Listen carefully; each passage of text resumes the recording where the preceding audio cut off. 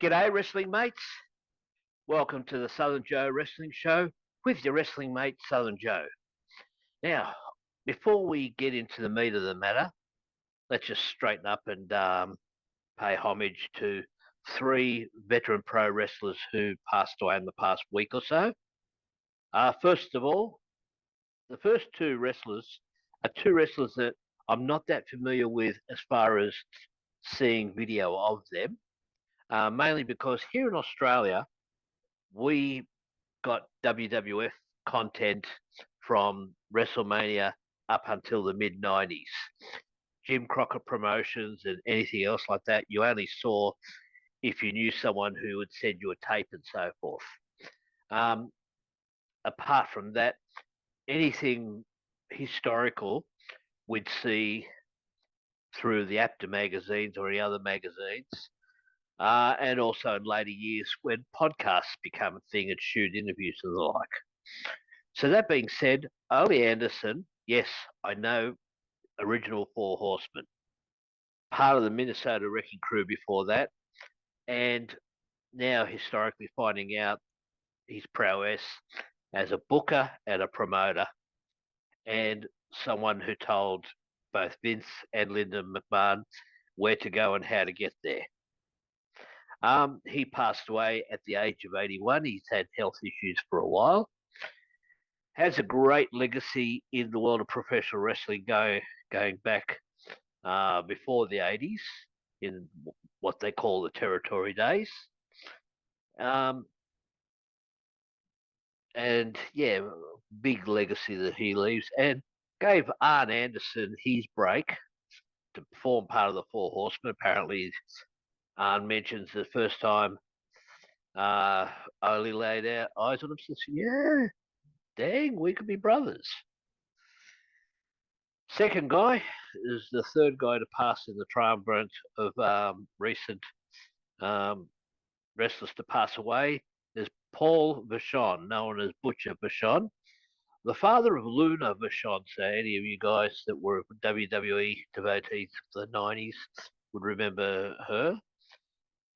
I more remember Mad Dog Vachon because he seemed to be more prominently featured, but Butcher Vachon, a Canadian-born heel wrestler, apparently like playing a nasty character.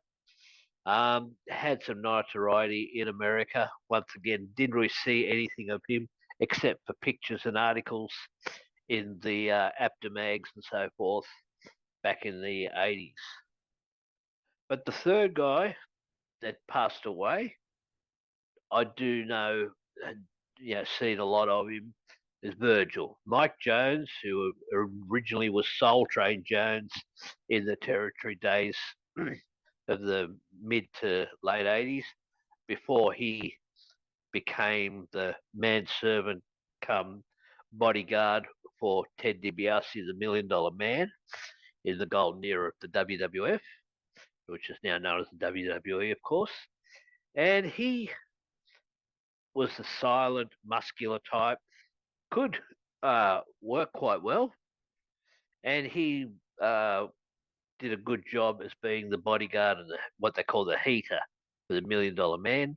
Took a few bumps for him, and had a good look. Was solid, and my favourite memory was him handing the basketball to the little kid that was supposed to bounce the ball 15 times, and the $1 Million Man was going to give him $500.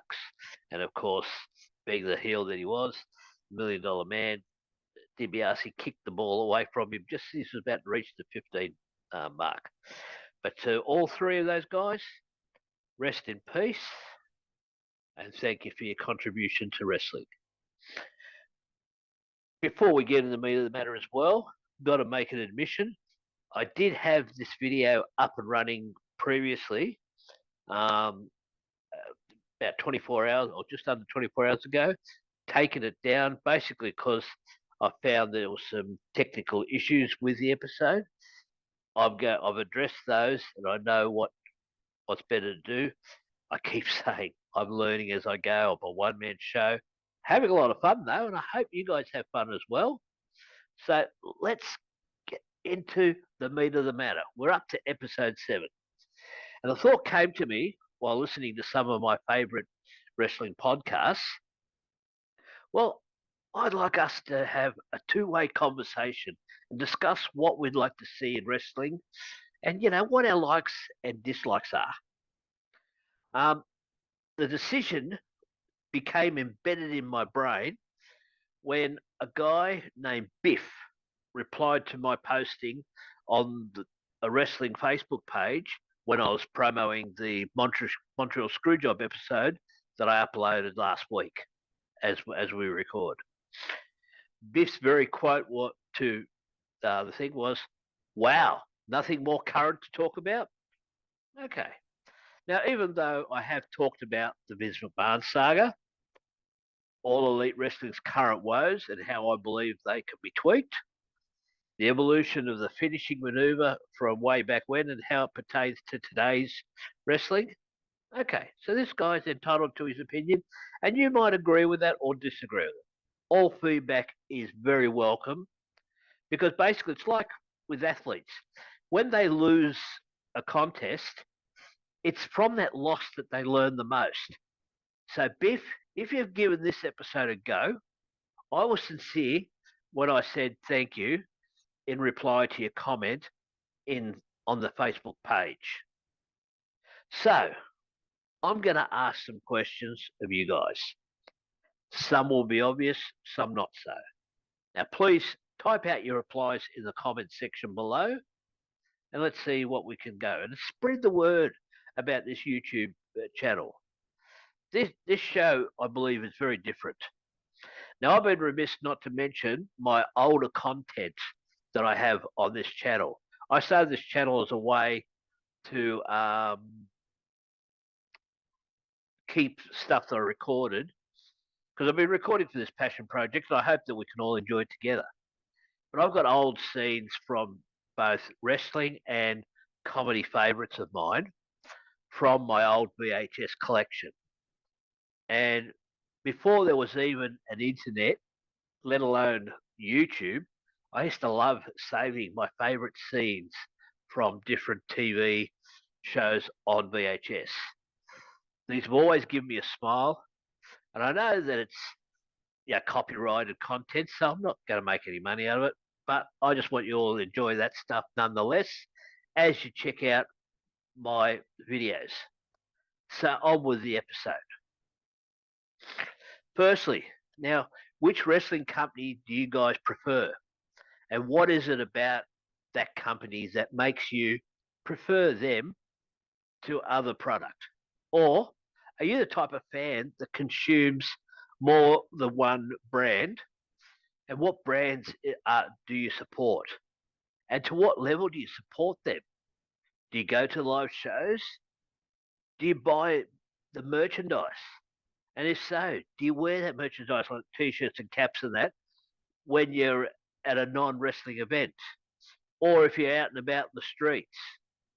Or do you strictly only use them specifically for when you go to a live wrestling show or a fan fest or something like that? And do you support local promotions in your area? If so, which ones and what part of the world are they in? Here in Melbourne, I used to go to a promotion that was called PWA. Now, it doesn't exist in our state of Victoria anymore, but we had lots of fun. It exists in other states now. And when I can, I try to follow Wide Bay Pro Wrestling in Hervey Bay, Queensland, even though I've never been to Queensland, mainly because my maiden interview was with CJ, which was when I was the Australian correspondent for Falling Through the Ropes. I'm also going to try and catch up with the goings-on of NCW, which is Northern Championship Wrestling, based in Northern New South Wales. Now, there'll be more to come from that new company, rest assured. By the way, anyone watching that's heading to StarCast in Ballarat, Australia, just to let you know, I've got ticks. I'm looking forward to it. I'm going with my daughter and with my second oldest son, who are coming up with me as part of my 60th birthday present. Yeah, I was 60 2 weeks ago. I'll be there on the Saturday afternoon and the Saturday night to see the Australian Stampede and other things. I believe I've also been gifted a ticket for one of the meet and greets. Not sure which one. I think it's either with Bret Hart or Eric Bischoff, but I'm not sure. Either way, it'd be really good. Now, here's the most obvious question. How did you start watching wrestling? What was it that caught your eye? And if you're a long-time fan like myself, how happy are you with the current day product as opposed to yesteryear? All right, here's where it could get interesting as well. What improvements would you like to see in the current day product? For me, it's the believability that the combatants are really, truly trying to go out there and win a match and not just say so in a promo. That to me, that's what I like. Is there a style of wrestling or wrestler that you prefer? To something else. And do you prefer work rate over promo skills? Let us know. Here's something I thought about while watching the Elimination Chamber. The impactful moves of basically slamming wrestlers against the cage and so on seem to have a high risk of injury if the spot goes wrong. Yet it's always the high flying moves without the need of, like external elements like a cage or the like, seem to be deemed higher risk. What do you guys feel is the higher risk? Is it like slamming someone into a cage or putting them through an announcer table? Or is it just a high flying maneuver? Let's talk about it in the comments. All right, so how about some controversy? How do you guys, girls, feel about the following wrestling people's legacies? Like Chris Benoit, or what about Vince McMahon, or Hulk Hogan in the light of his use of the N word in a privately recorded tape a few years back?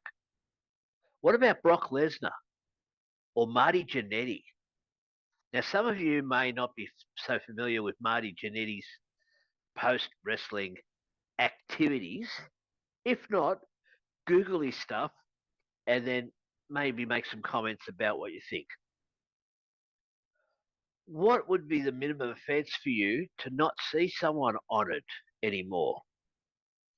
And what stuff can you forgive if they turn themselves around? Say, for example, if Lesnar was found to be innocent, and it's a big if, of what he's accused of, how would you feel about him then? It's a good question. And if you could change one thing about, say, the WWE, what would that be? And the same for all elite wrestling. Now, how important do you feel the commentator's role is in selling a match? Do you feel that a quality ring announcer adds to the event? Or are you just happy with a person with a decent voice standing in the middle of the ring and just reading out names and weights? Also, how do you feel about the lack of house shows by the major promotions? Is that a bugbear to you? Okay, let's talk about dirt sheets now. How much do you believe in what dirt sheets write? Do you subscribe to the Observer or the Torch? Or do you even still buy Pro Wrestling Illustrated anymore? For me, I know Meltzer has an encyclopedic knowledge of wrestling history. If I was at a wrestling Trivial Pursuit night, well, I'd want Dave Meltzer on my team. My biggest problem with the dirt sheets is that they're not at the alleged incidents that they report on. It's always an insider. They never seem to get the story from the side of the person who matters the most. And that's the person who they are actually writing about. The best example of this, I was listening to 83 Weeks with Conrad Thompson and with Eric Bischoff. Now, Conrad, as he does, he reads the reports that Meltzer had written back in the day of whatever topic they're talking about. Bischoff usually refutes most of what is written, and he's also stated in the past that Meltzer never verifies a story by just contacting him and saying something like, "Hey, Eric, reports has come out that you have done or planning to do such and such." See, it's not only Bischoff that has made this claim, others have as well. Just this past week, Dave Meltzer claimed that Tommy Dreamer had just been hired as the head of creative content at TNA. And this is a report that Dreamer himself had to shoot down. Imagine that. See, we've always been told that, like, a good reporter will get both sides of a story. If one side doesn't answer a reporter's questions, then the reporter has the right to then say something like, well, such and such a person had no comment when we contacted them, or words to that effect. But there's still a lot to like about wrestling. Now, granted, a lot of the times the behind the scenes stuff is more interesting than the in-ring product. But there is some great in-ring stuff anyway, even promos and the work rate. I'm hoping for a boatload of comments and opinions. Now, let's keep it civil. And if there's any topics that you'd like me to do as a video, let me know as well. And if you're a wrestler or a promoter